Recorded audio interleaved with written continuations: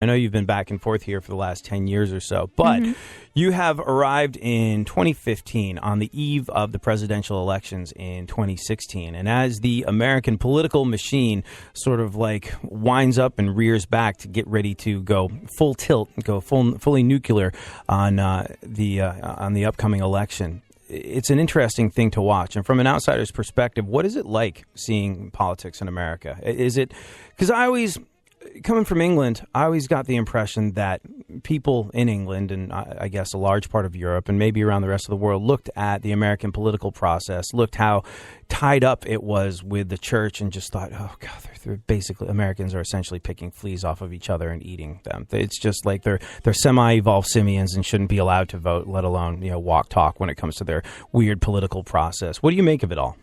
When it comes to the whole voting scenario in America, the fact that you don't have to vote and you're not made to vote is something that I find quite interesting, because in Australia, you have to vote. When you're 18, you register to vote. If you don't vote, you actually get fined. So Really? Yes. How much? It can vary. I think it's anywhere from $100 up.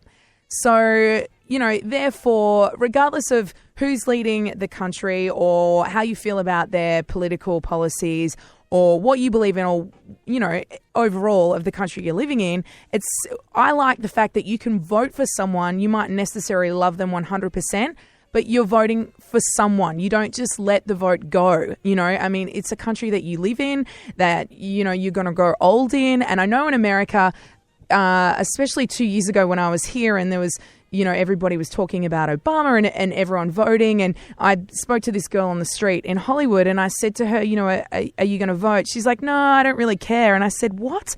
I said, I live in this country and I work in this country, yet I'm not legal to vote for the leader of the country. And I said, and you are, and you're wasting your say by just having no interest or no education about the country that you live in. I said, babe, you need to really do your research, because when you're 80, you mightn't care now, you're in your 20s, 30s. When you're 80 and you're sick or whatever it may be, you're going to really care then. That's very interesting. It's a participatory democracy because you have to. You get fined if you don't take part. Now, let me ask you this. Yes. A lot of people here don't vote because they go, I don't really feel like there's an option that speaks to me, that speaks to my needs. I don't like any of these candidates. I don't have faith in our political process. Therefore, I'm just going to opt out of voting. When you go in to vote in Australia, as you are required to do, which I think is a really, really interesting idea, do you have sort of a none of the above option? Can you be like, no? Or can you write in a candidate that, how does that work? Are you given an option other than what's, the front runners of the situation? Look, there's many options. There's the Greens Party, which is the environmental party, but those votes go to Labor. They don't go to the Liberal Party. We have two parties. You can go in and vote in Australia and do a dummy vote and just put it in because your name's not attached to it. It's fine on the voting form. You can do that. Or you can vote anonymously. Correct. It's all anonymous. It is. But you go in, you register, they tick you off the list, and then you go into a booth and you have, the forms and you fill it out and you choose what you want. So it depends what you want as a person. So you can go in and do a dummy vote and just go, I don't care. Or if you've done your research and you're educated on what's actually going on in the world and what they're going to do with Australia, so to speak, like if you're living in that country as America, and make a good decision. You have to believe in something.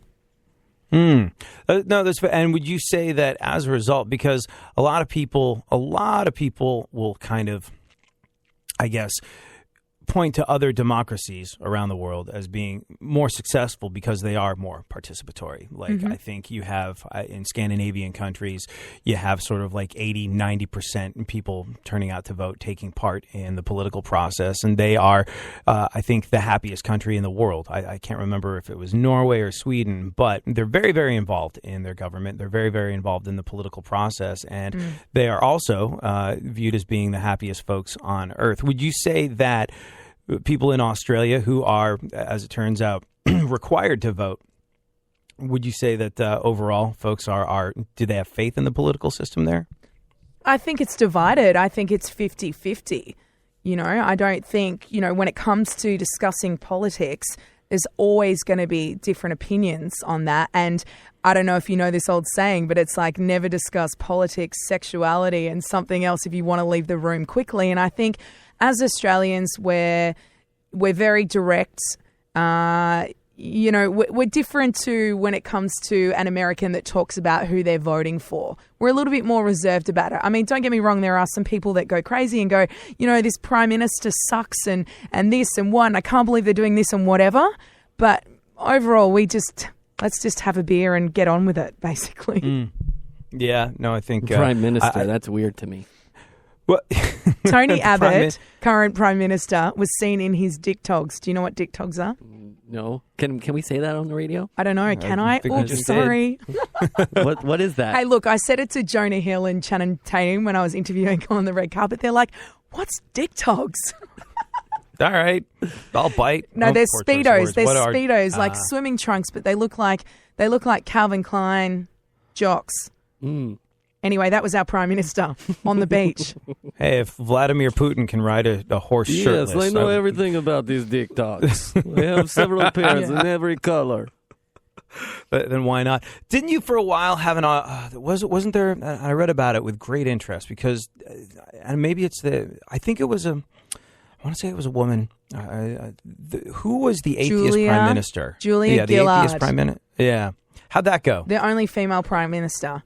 She was the leader of the Labor Party. And, I think it was so great that we had a female prime minister leading our country. Regardless whether you believed in her policies or the party, I just think it was really great for that to happen overall. And, it's a tough job leading the country regardless, but she used to get criticised for her looks, what she used to wear, but she used to get up there and she used to speak in front of all Australia. And you have to give that to someone. And I know it sounds a little sexist, but as a female, leading a country where previously men have led it, it's a big thing. You've got to give her credit for that. I don't know. Everyone's all bent out of shape about the potential of a female president. But I grew up with Margaret Thatcher in England, so it's not that big a deal. But what I loved about your prime minister was the fact that she was an atheist. And I'm not saying atheism is right or wrong, but I love the fact that she respectfully separated the church from the state and cleaned up the political process over there and didn't dilute it with fear of going to hell and gay bashing and all the sort of things that seem to be strong campaign platforms over here. And I think we have a lot to learn from Australia in that respect, and we have a lot to learn from Renee Peterson. I hope you'll come back. Thanks, Eddie. Give people the benefit of the doubt even when they don't deserve it. And sometimes you feel good about yourself.